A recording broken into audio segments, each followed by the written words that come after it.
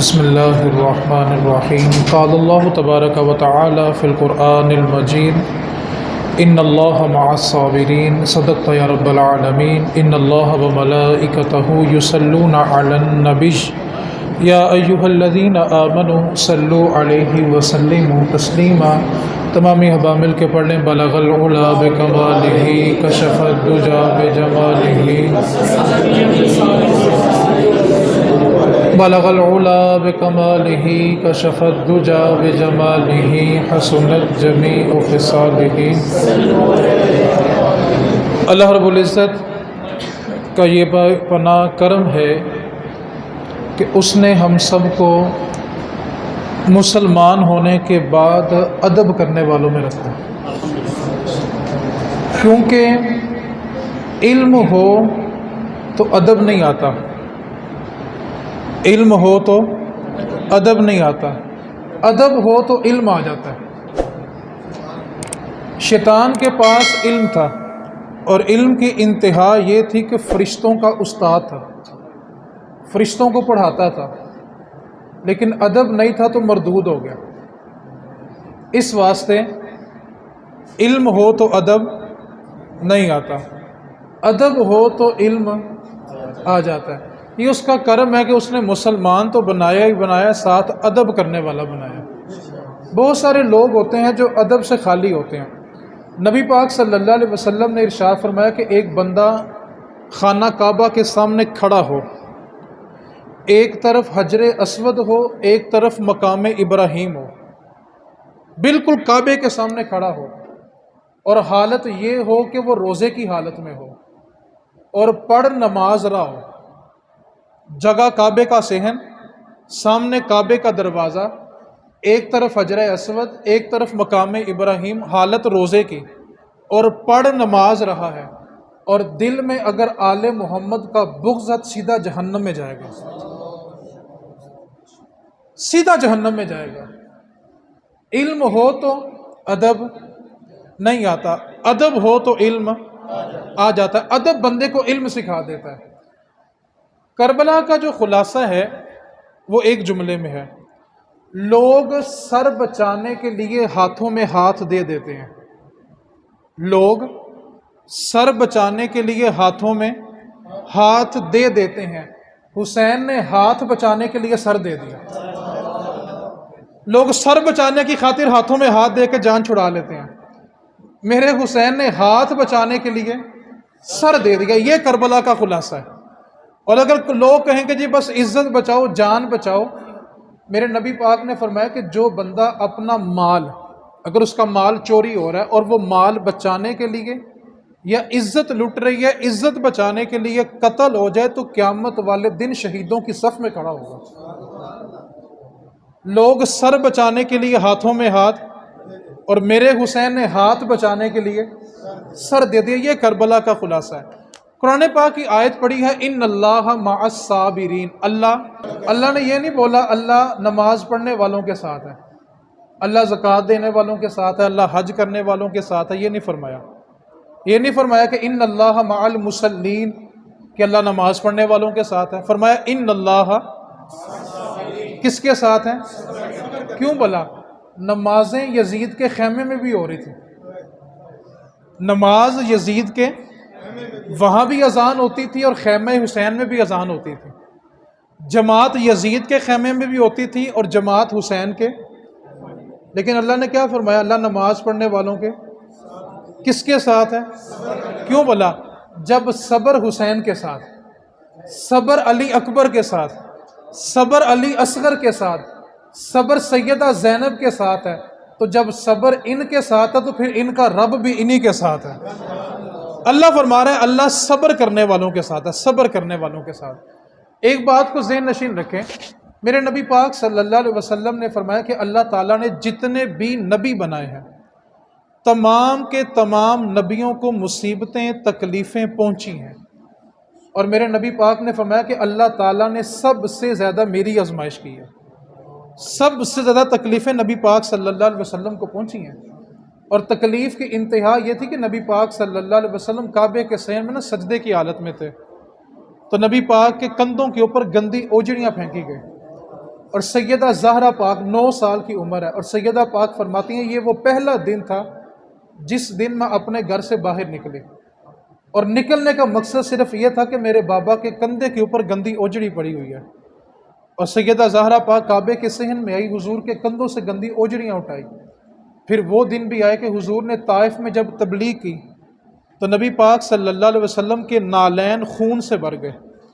میرے نبی پاک کے جو جوتے مبارک تھے، نالین مبارک تھے، وہ حضور کے خون سے بھرے ہوئے تھے، اور تکلیف کا یہ عالم تھا کہ جب حضور زخمی ہو کے ایک پتھر کے ساتھ ٹیک لگا کے بیٹھے تو طائف کے 2 بدماشوں نے حضور کے کندھوں میں ہاتھ دیے اور میرے نبی پاک کو طائف کے بازاروں میں گھسیٹنا چاہا۔ میرے نبی پاک نے فرمایا جتنی مصیبتیں مجھ پر آئی ہیں اتنی کسی نبی پہ نہیں آئی، اور نبی پاک کے وصال کے بعد سیدہ فاطمہ نے فرمایا تھا کہ جتنی مصیبتیں مجھ پہ نازل ہوئی ہیں اگر وہ دن پہ ہوتی تو دن بھی رات ہو جاتا، اتنی تکلیفوں کے ساتھ میں نے زندگی بسر کی ہے۔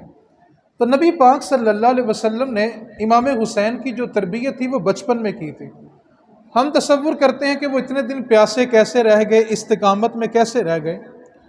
نبی پاک صلی اللہ علیہ وسلم جب امام حسن اور حسین کا بچپن کا عالم تھا تو دونوں شہزادوں کو بلایا اور بلا کے فرمایا کہ آپس میں کشتی کرو۔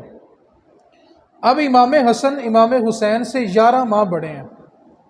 اب جب کشتی ہو رہی ہے تو نبی پاک امام حسن سے فرما رہے ہیں کہ حسن حسین کو یہاں سے پکڑو، حسن حسین کو کندھوں سے پکڑو، حسن حسین کو گردن سے پکڑو، حسن حسین کو ٹانگوں سے پکڑو۔ تو سیدہ زہرا پاک پردے کے پیچھے سے دیکھ رہی ہیں کہ بیٹے میرے لڑ رہے ہیں، اور نبی پاک صلی اللہ علیہ وسلم بڑے بیٹے کو کہہ رہے ہیں کہ اس کو یوں پکڑو۔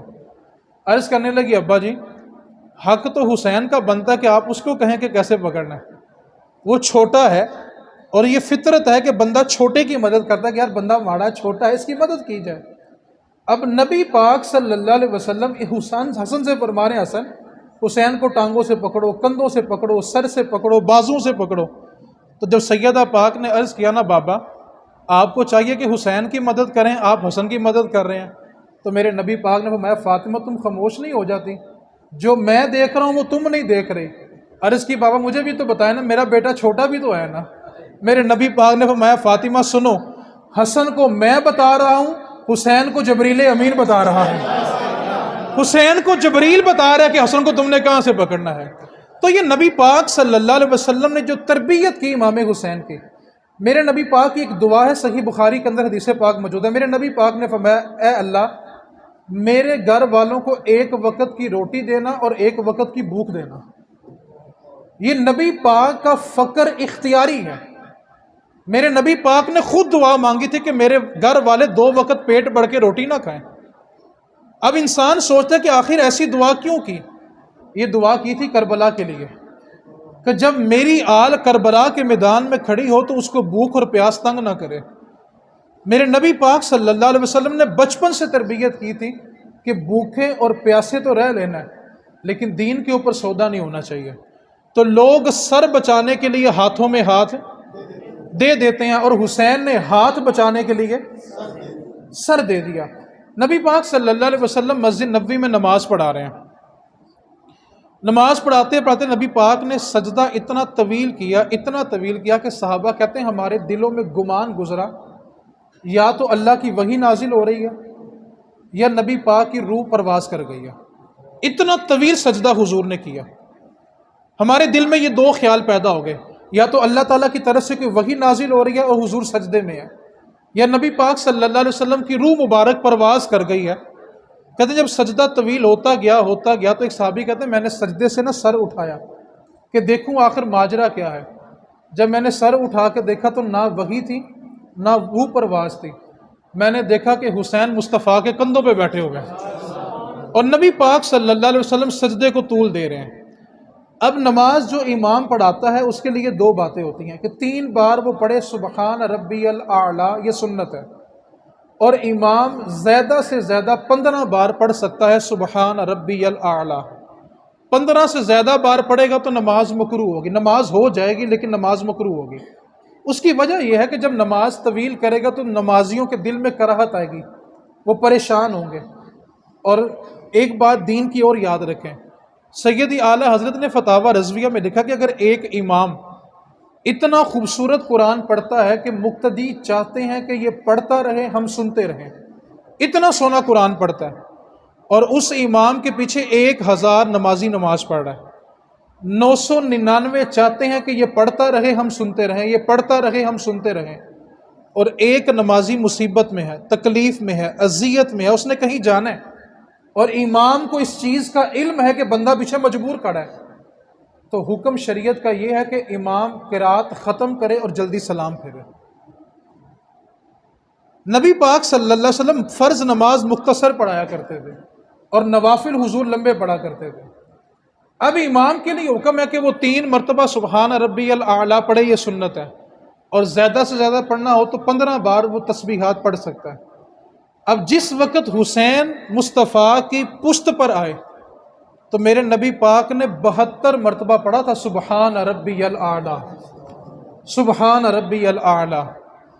اب نبی پاک نے حسین کے لیے 72 مرتبہ پڑھا سبحان ربی تو حسین نے بھی 72 سر دیے اسی نانا کے دین کی خاطر میں کہ نانا اگر میری خاطر آپ نے 72 بار تسبیح پڑھی تھی نا تو پھر آج آپ کے دین کے لیے 72 جانیں بھی پیش کر رہا ہوں۔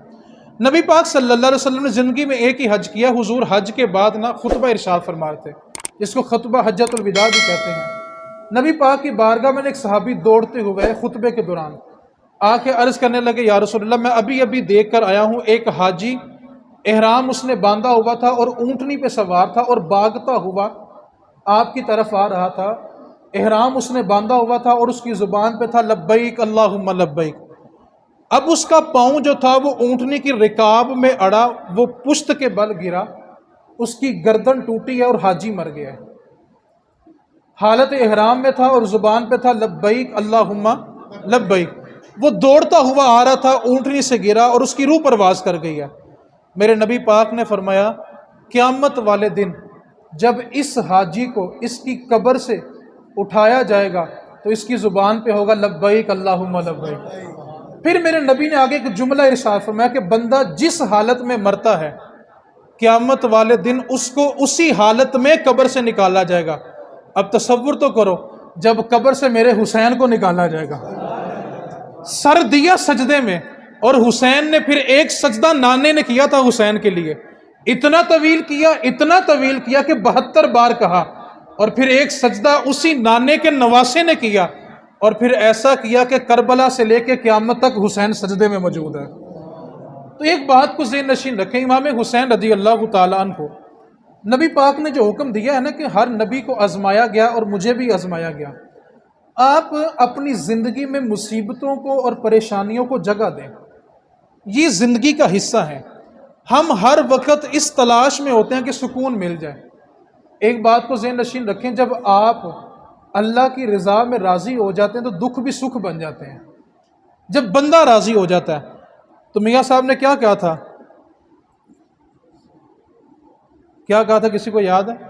دکھ قبول محمد بخشا، دکھ قبول محمد بخشا، راضی رین پیارے۔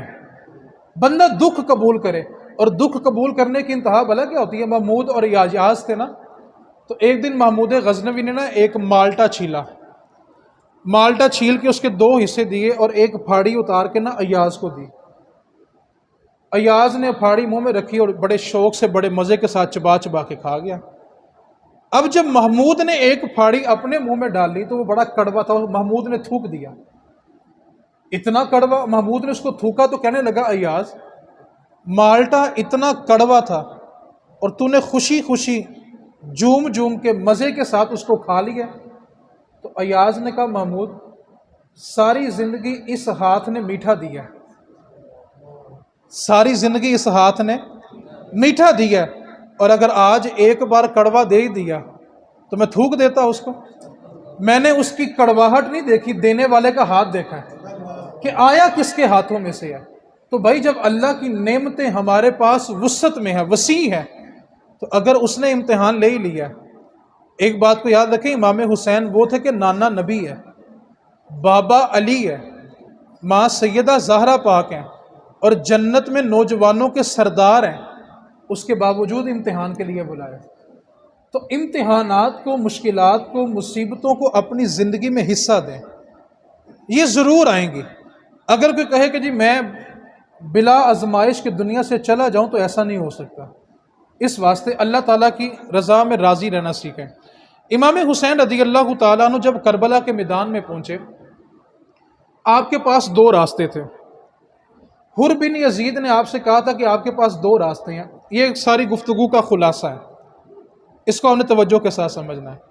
حر بن یزید نے کہا کہ آپ کے پاس دو راستے ہیں، یا تو بیعت کر لیں یا پھر جنگ کے لیے تیار ہو جائیں، اس کے سوا تیسرا راستہ نہیں ہے. امام حسین نے فرمایا کہ میں یزید کی بیعت نہیں کروں گا، اور بیعت نہ کرنے کی 4 وجوہات بتائی کہ 4 وجہ ایسی ہیں جس کی وجہ سے میں نے یزید کی بیعت نہیں کرنی. انہوں نے پوچھا کہ ایسی کون سی وجوہات ہیں کہ جس کی وجہ سے آپ یزید کی بیعت نہیں کرنا چاہتے ہیں؟ امام نے فرمایا کہ سب سے پہلی بات جس کی وجہ سے میں یزید کی بیعت نہیں کروں گا، میں نے یزید کو مدینے کے اندر نمازیں قضا کرتے ہوئے دیکھا، اور بے نمازی وقت کا حکمران ہو ایسا کبھی نہیں ہو سکتا. پہلی وجہ امام حسین نے بتائی کہ بے نمازی تخت پہ نہیں بیٹھے گا.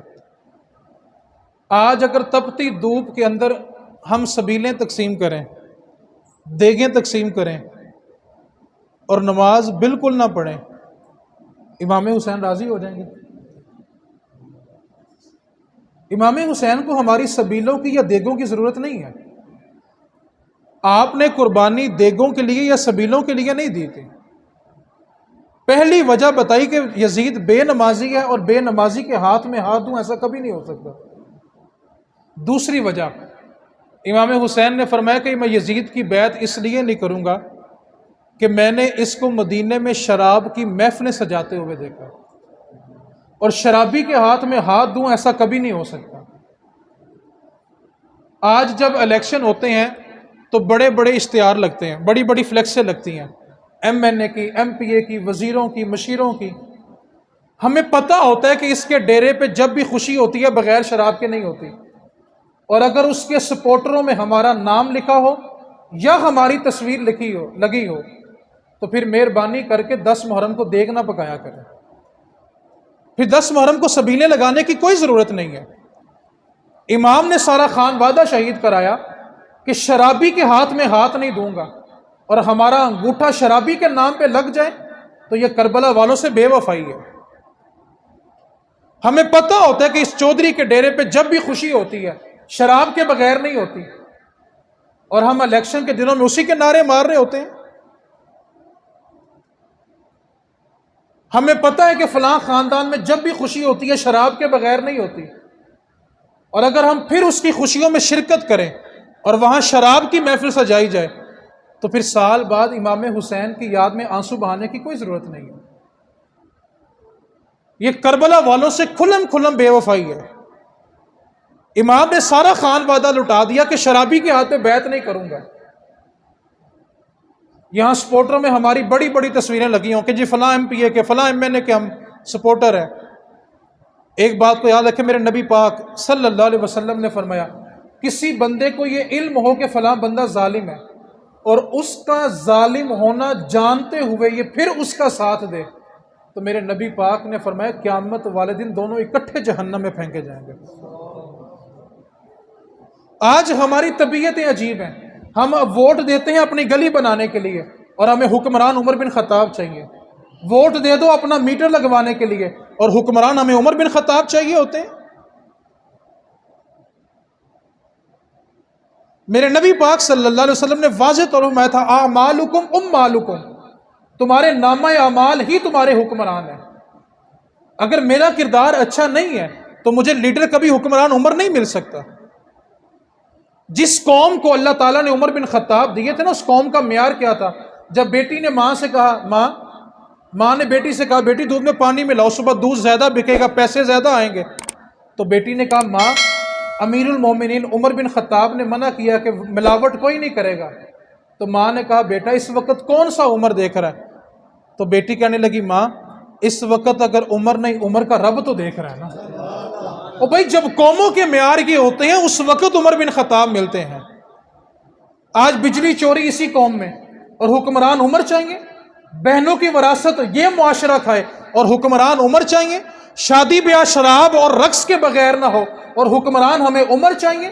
زمینوں پہ قبضے اسی معاشرے میں ہو اور حکمران عمر بن خطاب چاہیے؟ میرے نبی 14 صدیاں پہلے فرما گئے تھے اعمالکم مالکم، جیسے تمہارے نامہ اعمال ہوں گے ویسے تمہارے حکمران ہوں گے۔ ایسا نہیں کہ حکمران اچھا ہوگا تو نیچے نامہ اعمال اچھے ہو جائیں گے، جیسی قوم ہوتی ہے ویسے اس کو حکمران دیے جاتے ہیں۔ تو امام حسین نے کہ شرابی کے ہاتھ میں ہاتھ نہیں دوں گا، اور اگر ہمیں پتہ ہو کہ ہمارا یارانہ شرابیوں کے ساتھ ہے تو پھر ایک بات کو یاد رکھیں، یہ امام حسین سے بے وفائی ہے۔ تیسری وجہ جو امام حسین نے کربلا میں خطبہ دیا نا، چوتھی وجہ بتائی خطبے کے دوران، عربی کا لفظ میں بڑے ادب کے ساتھ اس کا اردو میں ترجمہ کرتا ہوں۔ امام حسین نے فرمایا کہ میں نے یزید کو مدینے میں رنڈیوں کے ناچ نچاتے ہوئے دیکھا ہے، میں اس کے ہاتھ میں ہاتھ نہیں دوں گا۔ آج نوجوان ساری رات موبائل پہ نگاہی گندی کرے اور صبح اٹھ کے سبیل پہ کھڑا ہو تو امام حسین راضی ہو جائیں گے؟ ساری رات نگاہیں آلودہ موبائل پہ کی جائیں، انٹرنیٹ پہ کی جائیں، اور صبح دھوپ میں کھڑے ہو کے سبیلیں لگاؤ تو امام حسین راضی ہو جائیں گے؟ میرے امام نے اس کی خاطر اپنا پورا خاندان قربان کیا کہ رقص کی محفلیں سجانے والوں کے ہاتھوں میں ہاتھ نہیں دوں گا۔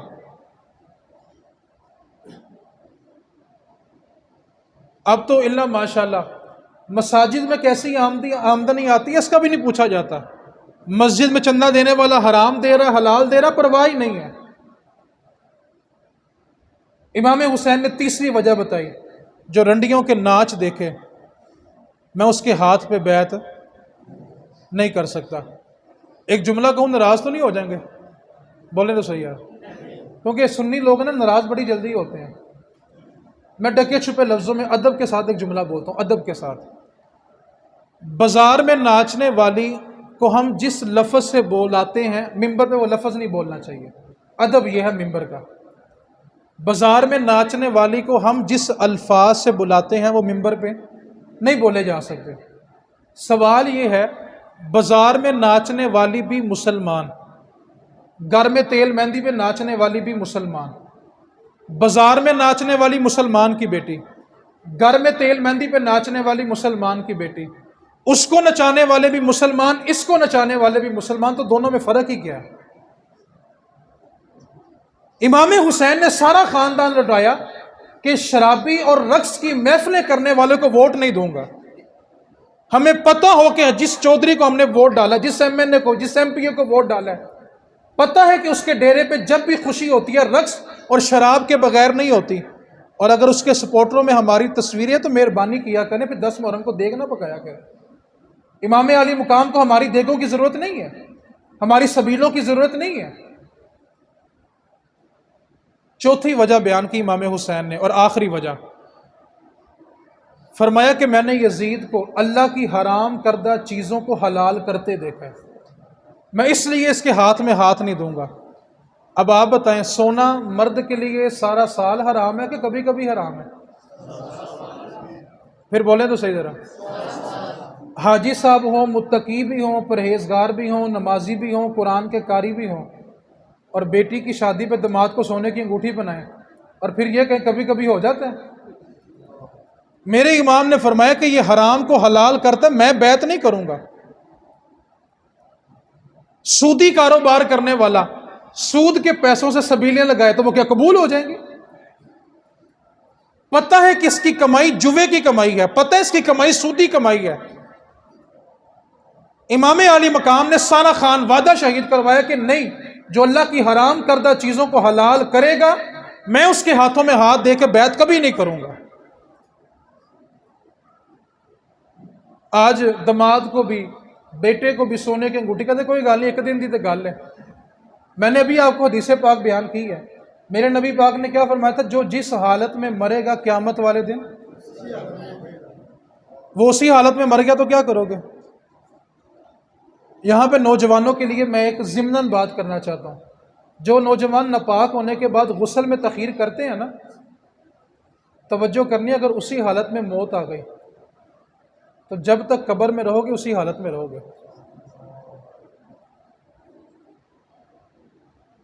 ناپاکی کی حالت میں قیامت والے دن اٹھائے جاؤ گے۔ جو مرنے کے بعد غسل ہے وہ غسل میت ہے، وہ غسل جنابت نہیں ہے۔ غسل جنابت بندہ زندگی میں کرتا ہے، مرنے کے بعد جو غسل ہے وہ میت کا غسل ہے۔ تو 4 باتیں میرے امام نے بیان کی۔ نمبر 1، بے نمازی کے ہاتھوں میں ہاتھ۔ اب یہ بے نمازی حکمران ہو یا پیر ہو، دونوں کے بارے میں حکم ہے۔ ایسا نہیں ہے کہ ایک بندہ طریقت کے بارے میں بالکل ویل ہے اور وہ نشے پہ نشہ کر رہا ہے، سوٹے پہ سوٹا لگا رہا ہے، نعرے مولا علی کے مار رہا ہے۔ عجیب تماشا بنا لیا لوگوں نے کہ نشے پہ نشہ اور عقیدت مولا علی سے بیان کرتے ہیں۔ حضرت علی رضی اللہ تعالیٰ عنہ فرمایا تھا کہ ایک دریا بہتا ہو اور بڑی تیزی کے ساتھ بہتا ہو، اس دریا میں ایک قطرہ شراب کا گرے، پھر وہ دریا سوکھ جائے، اس پہ سبزہ اگے، پھر ایک بکری وہ سبزہ کھائے، پھر اس سبزے سے دودھ بنے اور اس بکری کا دودھ نکال کے علی کو دو، علی اس کو ہاتھ بھی نہیں لگائے گا۔ مولا علی نے نشے سے اتنی نفرت کی ہے، اور آج نشے کی حالت میں نعرے مولا علی کے مارے جا رہے ہیں۔ 10 انگوٹھیاں، 8 انگوٹھیاں پہنی ہوتی ہیں، نعرے مولا علی کے مارے جا رہے ہیں۔ جس حدیث میں 1 انگوٹھی پہننے کا حکم ہے نا کہ انگوٹھی 1 پہننی چاہیے، وہ حدیث بیان کرنے والے مولا علی ہیں۔ اس واسطے امام حسین نے بے نمازی کے ہاتھ میں بولے تو صحیح، اور سارا دن سبیلے لگا کے نماز ایک نہ پڑھیں تو پھر کیا خیال ہے؟ دیگے پورے محلے میں بانٹ دیں اور نماز ایک نہ پڑھیں تو پھر کیا خیال ہے؟ جگہ جگہ پہ لنگر کھڑے ہو کے کھاتے ہیں، پوچھو بھاجی خیر ہے؟ بھاجی حسین دا لنگر ہے، تو نماز حسین کی نہیں ہے؟ بچے سے پوچھو کہ امام حسین نے سر کہاں کٹوایا تھا؟ سجدے میں کٹوایا تھا۔ تو پہلی بات کیا فرمائی کہ میں یزید کی بیعت کیوں نہیں کر رہا کہ اس نے؟ نمبر 2، شرابی کے ہاتھ میں ہاتھ۔ یہ حدیث بس واقعہ کربلا کا خطبہ آج کی رات یاد رہے گا کہ الیکشنوں میں بھی یاد رہے گا؟ کیونکہ ہم نا بڑے سیدھے سادے لوگ ہیں، بڑے سیدھے سادے لوگ ہیں۔ حاجی صاحب کے گھر میں تیل مہندی ہو نا تو پوچھو حاجی صاحب تہاڈے گھر بھی؟ کہندے یار کی کراں، سمجھا کے تھک گیا، نہیں سمجھے، بچے بڑے ہو گئے نا، مجبور ہو گئے ہیں، کی کریے بھاجی؟ اچھا اسی حاجی صاحب کو اس کا بیٹا کہنا ابو جی گھر میرے نال آ دیو، تو پھر اگے پتر ہوتا، پیچھے پیچھے حاجی صاحب ہوندے نے، تب حاجی صاحب بے بس نہیں ہوتے۔ یعنی ساری بے بسی ہماری صرف دین کے معاملے میں جی، کی کر سکنے جی، بچے بڑے ہو گئے نے۔ تو دوسری بات کیا تھی کہ شرابی کے ہاتھ میں، یہ حدیث، یہ خطبہ امام عالی مقام کا آج یاد رہے گا کہ الیکشن میں بھی یاد رہے گا؟ بولے تو صحیح یار، کہ شرابی کو ووٹ نہیں دینا۔ تیسری بات، رقص دیکھنے والوں کو ووٹ، یہ صرف ان کو نہیں دینا، اپنے بارے میں بھی ہے۔ ساری رات رقص دیکھ کے صبح سبیلیں لگانے کا کوئی فائدہ نہیں ہے، ساری رات بد نگاہی کر کے صبح سبیلیں لگانے کا کوئی فائدہ نہیں ہے۔ اب میری باتوں کے بعد کوئی یہ تاثر نہ لے کے چلا جائے جنہوں نے فتویٰ لاتا سی سبیل نہیں لانی، لنگر نہیں پکانا، کیونکہ ہم سنی لوگ ہیں نا، اتنے فتوے مفتی نہیں لگاتا جتنی عوام لگاتی ہے۔ میں کہتا ہوں بات کا مطلب کی بات نہ سمجھو، مطلب کی بات نہ سمجھو، بات کا مطلب سمجھو۔ ہم مطلب کی بات سمجھتے ہیں، اپنا مطلب پورا ہو گیا، باقی تقریر جائے باڑ میں۔ تیسری بات کیا تھی کہ رقص کی محفلیں کرنے والے کو ووٹ ہے۔ تو اگر ہمارا یار ہمیں اس جگہ بلائے جہاں پہ رقص ہو رہا ہے تو کیا خیال ہے پھر؟ بڈھے بول رہے ہیں کہ انہوں نے بلانا کن ہے؟ جوان تو بولو نا یار، بڈھے نے بیچارے نے کن نے بلانا یار؟ بات تو جوانوں سے ہو رہی ہے میری۔ اور چوتھی بات کیا تھی؟ اب یہ بڈھوں سے ہو رہی ہے، اللہ کی حرام کردہ چیزوں کو نہیں کرنا، جو حرام ہے بس وہ حرام ہے۔ امام حسین رضی اللہ تعالیٰ عنہ کا جو خلاصہ ہے کربلا کا، بس وہ اتنا یاد رکھیں، مردوں کے لیے کربلا میں سجدے کا حکم ہے اور عورتوں کے لیے پردے کا حکم ہے۔ کربلا کا خلاصہ اتنا ہے، جب امام حسین کا سر مبارک نیزے کے اوپر تھا اور دوبارہ دمشق کی گلیوں سے گزر رہے تھے نا، کربلا سے لے کے دمشق تک کسی نے اس قافلے کو پانی کا نہیں پوچھا تھا۔ دمشق میں آئے، ایک جگہ پڑاؤ کیا تو ایک بوڑھی خاتون تھی، بوڑھی ضعیف العمر خاتون تھی، اس کا نام تھا فضہ۔ اس نے قافلے کو دیکھا اور دیکھا کہ قیدی ہیں، پیاسے ہیں، اس نے نا پانی کا پیالہ پیش کیا سیدہ زینب پاک کو، اور آپ کے جو رفقا تھے ان کو پیش کیا۔ جب سیدہ پاک نے پانی پی لیا تو آپ نے فرمایا کہ بوڑھی خاتون تو کون ہے؟ کربلا سے لے کے دمشق تک ہمیں کسی نے پانی نہیں پوچھا، آخر تیرے دل میں یہ خیال کیسے آیا کہ تو ہمیں پانی پلائے؟ وہ بوڑھی خاتون کہنے لگی کہ میں اپنی جوانی کے دنوں میں مدینے رہتی تھی، اور مدینے میں نبی پاک کی ایک بیٹی تھی سیدہ فاطمہ، میں اس کی غلام تھی، میں اس کی لونڈی تھی، اور جب سیدہ پاک کا وصال ہوا تو آپ نے ایک وصیت کی تھی، میں نے ان سے پوچھا کہ میں نے آپ کی ساری زندگی خدمت کی ہے، مجھے کوئی ایسی وصیت کر دیں کہ جو زندگی بھر میرے کام آئے۔ تو سیدہ زہرا پاک نے مجھے یہ وصیت کی تھی، فضا زندگی میں جب کبھی کوئی قیدی دیکھو نا تو ان کے ساتھ اچھا سلوک کرنا، یہ سیدہ پاک کی وصیت تھی۔ پھر میں نے ان کے وصال کے بعد مدینہ چھوڑا اور دمشق آ کے اپنے شہر میں رہنے لگی۔ تو فضا سیدہ زینب سے کہنے لگی میری ایک خواہش ہے کہ دعا کرنا کہ میری وہ خواہش پوری ہو جائے۔ سیدہ زینب نے فرمایا بتاؤ تمہاری خواہش کیا ہے؟ تو فضا کہنے لگی، جو بوڑھی تھی، ضعیف العمر تھی، کہنے لگی جس وقت میں مدینہ چھوڑ کے آئی تھی نا تو فاطمہ کے چھوٹے چھوٹے بچے حسن اور حسین تھے، سیدہ پاک کی ایک بیٹی زینب تھی، عرصہ بیت گیا، ان کو دیکھنے کے لیے ترس گئی ہوں، دعا کرنا کہ زندگی میں کوئی ایک موقع آئے کہ میں ان کو دیکھ سکوں۔ تو سیدہ زینب نے فرمایا کہ جن کو دیکھنے کے لیے تو ترس رہی ہے نا، یہ زینب تیرے سامنے کھڑی ہے اور سر حسین کا لٹکا ہوا۔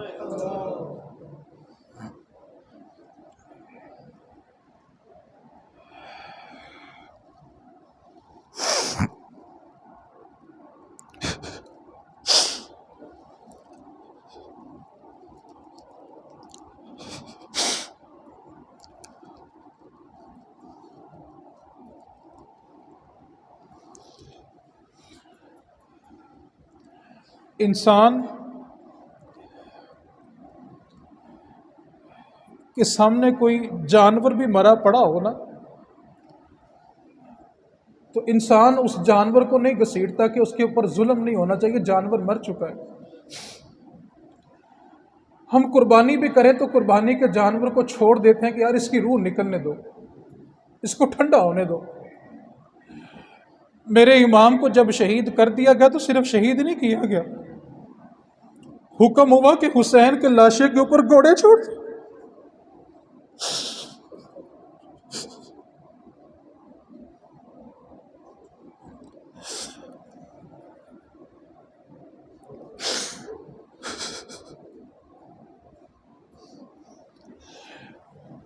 وہ لب جس کو میرے مصطفیٰ چوما کرتے تھے،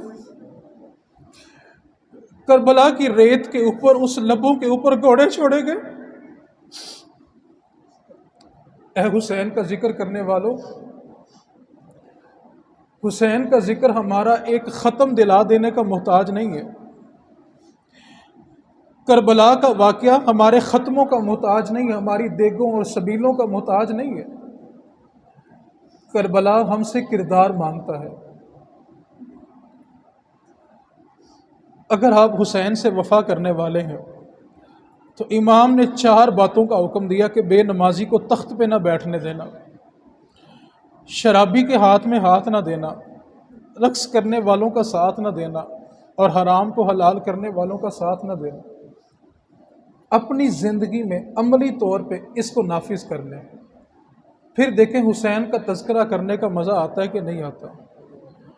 حسین تو وہ ہے کہ ایک دن جمعے کا دن تھا، جناب عمر فاروق رضی اللہ تعالیٰ عنہ ممبر رسول پہ جمعے کا خطبہ دے رہے تھے اور حسین مسجد نبوی میں آئے تو فرمایا عمر نیچے آ جاؤ، یہ ممبر میرے نانے کا ہے۔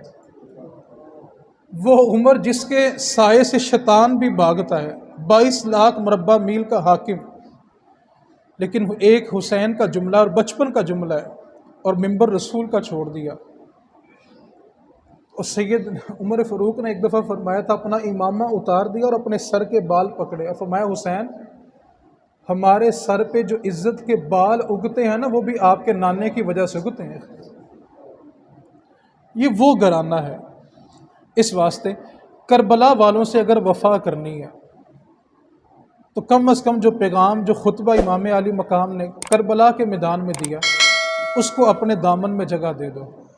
ہم نے 10 محرم کو بھی ایک تقریب بنا لیا ہے کہ جس طرح 14 اگست پہ ایک مخصوص لباس ہے، ہم 10 محرم کو بھی ایک مخصوص لباس میں تبدیل کر دیتے ہیں. میرے نبی پاک صلی اللہ علیہ وسلم نے فرمایا کہ جو جس قوم سے مشابہت اختیار کرے گا قیامت والے دن اسی کے ساتھ اٹھایا جائے گا. جب ہمیں پتہ ہے کہ یہ لباس ان خاص دنوں میں کن لوگوں کا ہے تو خدا کے واسطے ان کے ساتھ مشابہت اختیار نہ کریں. اللہ کریم مجھ سمیت ہم سبھی کو دین سمجھ کر اس کے مطابق زندگیاں بسر کرنے کی توفیق عطا فرمائے. ایک جملہ یاد رکھ لیں، آج نا انٹرنیٹ کا دور ہے اور لوگ بڑی جلدی گمراہ ہو جاتے ہیں کہ اس نے یہ کہا تھا میرے پاس دلیل نہیں تھی، اس نے یہ کہا تھا میرے پاس دلیل نہیں تھی. آپ کے پاس سب سے بڑی دلیل آپ کا مضبوط ایمان ہے. یہ کیا بات ہوئی کہ میرے پاس حوالہ ہی نہیں تھا؟ آپ کو یہ حوالہ ذہن میں رہنا چاہیے کہ نبی کی اہل بیت جنت کی مالک ہے. کیا بولیں؟ پھر بولیں. اور میرے نبی کا ہر صحابی جنتی ہے. سادہ سا کلی ہے، نبی کی اہل بیت جنت کی مالک ہے اور میرے نبی کا ہر صحابی. یہ جو صحابہ اور اہل بیت میں اختلاف بیان کرتے ہیں، میں صرف ان کو ایک حدیث سنانا چاہتا ہوں، توجہ سے سننی ہے حدیث پاک، اس کے بعد دعا کرتے ہیں. نبی پاک صلی اللہ علیہ وسلم نے ایک دن اپنے حجرے سے نکلے اور چلتے چلتے نا جنت البقیع کی طرف گئے. جنت البقیع وہ قبرستان ہے جو نبی پاک کے قدموں میں موجود ہے. حدیث پاک کا ایک ایک لفظ بڑا کمال کا ہے. جنت البقیع وہ قبرستان ہے جہاں پہ حضور کا لخت جگر، حضور کے جگر کا ٹکڑا سیدہ طیبہ فاطمہ الزہرا آرام کر رہی ہیں. حضور کی امی جان حلیمہ سعدیہ، آپ کا مزار جنت البقیع میں ہے. حضور کی زوجہ اماں عائشہ صدیقہ رضی اللہ تعالی عنہا کا مزار جنت امام حسن کا مزار، حضرت عثمان غنی کا مزار، 10,000 صحابہ کرام کے مزار جنت البقیع میں. یہ وہ قبرستان ہے. اور نبی پاک نے فرمایا ہے کہ جو بندہ جنت البقیع میں دفن ہو جائے گا میں محمد قیامت والے دن اس کی شفاعت کروں گا. یہ وہ قبرستان ہے. اب توجہ کے ساتھ حدیث سننی ہے. نبی پاک نے اپنے حجرے سے نکلے اور چلتے چلتے نا جنت البقیع کے قریب سے گزرے. یہ جنت البقیع کی جو زمین تھی اس کا مالک ایک یہودی تھا اور یہودی یہاں پر اپنے اونٹ باندھا کرتا تھا. اب اس نے اپنے اونٹ باندھے ہوئے تھے، وہاں بیٹھا ہوا تھا. نبی پاک کو نا یہ زمین بڑی پسند آئی. اب نبی پاک نے زمین کو دیکھا، یہودی کو دیکھا، اس کے اونٹ دیکھے اور واپس مسجد نبوی میں آئے. جب حضور اپنے گھر میں داخل ہونے لگے نا تو سیدنا عثمان غنی رستے میں کھڑے تھے. میرے نبی پاک رکے اور فرمایا عثمان چکر لگانا، زمین بڑی کمال کی ہے. کیا فرمایا؟ کیا فرمایا؟ چکر لگانا زمین بڑی کمال کی ہے. جناب عثمان نبی پاک کی بات سنی اور چلے گئے. یہودی بیٹھا ہوا تھا، اس نے اپنے اونٹ باندھے ہوئے تھے. جناب عثمان غنی اس کے پاس جا کے بیٹھے اور اس سے نا سودا شروع کر دیا. سودا کرتے کرتے زمین خریدی اور واپس آ گئے. نبی پاک کی بارگاہ میں آ کے عرض کیا آقا میں زمین خرید آیا ہوں، میں زمین. نبی پاک نے کہا عثمان میں نے تو کہا تھا کہ چکر لگانا اور تم زمین خرید لائے ہو. میں نے کہا تھا چکر لگانا، زمین تم خرید لائے ہو. عرض کرنے لگے آقا آپ نے کہا تھا چکر لگانا، ساتھ یہ بھی تو کہا تھا نا زمین بڑی کمال کی ہے، اور جب آپ نے کہا تو میں خرید کے لے آیا ہوں. اب اس حدیث کو سنانے کا مقصد کیا ہے؟ وہ مقصد توجہ کے ساتھ سننا ہے. زمین کے جس ٹکڑے پہ حضور کے جگر کا ٹکڑا، زمین کے جس ٹکڑے پہ حضور کے جگر کا ٹکڑا سیدہ طیبہ طاہرہ مخدومہ کائنات سیدہ فاطمہ الزہرا آرام فرما رہی ہیں نا، وہ زمین کا تحفہ دینے والے عثمان غنی رضی اللہ تعالیٰ عنہ. اگرچہ سیدہ زہرا پاک کے صدقے ملی، اگرچہ حضور کی اہل بیت کے صدقے ملی، لیکن تحفہ دینے والے عثمان غنی ہیں. جہاں حضور کی والدہ آرام کر رہی ہیں اماں جان حلیمہ سعدیہ، وہ تحفہ دینے والے عثمان غنی۔ امام حسن جہاں آرام کر رہے ہیں وہ تحفہ دینے والے عثمان غنی۔ اور آپ سب جانتے ہیں نا کہ مسجد نبوی کی زمین کس نے خریدی تھی؟ مسجد نبوی کی زمین کس نے خریدی تھی؟ اور بھائی جہاں میرے آقا آرام کر رہے ہیں اس زمین کا تحفہ دینے والے بھی عثمان غنی ہیں۔ آج صحابہ اور اہل بیت کے بارے میں طرح طرح کی باتیں شروع ہو گئی۔ ایک بات کو یاد رکھیں، اہل بیت جنت کی، پھر بولیں، اور میرے نبی کا ہر صحابی، بھونکنے والوں نے بھونکتے رہنا ہے۔ آپ اپنا عقیدہ مضبوط رکھیں، کسی سے جھگڑنے کی ضرورت نہیں، فتنے کی، فساد کی ضرورت، بس عقیدہ مضبوط ہو۔ کوئی بات کروں گا بک بک بند کر۔ نبی کے اہل بیت مالک ہے اور ہر صحابی جنتی ہے۔ سادہ سا عقیدہ مضبوط رکھیں اپنا۔ میرے نبی پاک نے فرمایا کہ اللہ تعالیٰ نے نبیوں کے بعد ساری مخلوق کے دل ٹٹولے، دل چیک کیے، اللہ تعالیٰ نے نبیوں کے بعد سب سے بہترین دل میرے صحابہ کے پائے ہیں۔ اس واسطے اپنا بس عقیدہ مضبوط کریں، نبی کی اہل بیت اور میرے نبی کا ہر صحابی۔ امام علی مقام نے جو خطبہ دیا اس میں 4 باتیں۔ نمبر 1، بے نمازی کو ووٹ، شرابی کو، رقص کی محفلیں کرنے والے کو، اور حرام کو، اس کو بھی ووٹ۔ یہ آج یاد رہے گا کہ الیکشنوں میں بھی یاد رہے گا، کیونکہ یہ قوم وہ ہے، نعرے کسی کے، بریانی کسی کی، جھنڈے کسی کے اور ووٹ کسی کے۔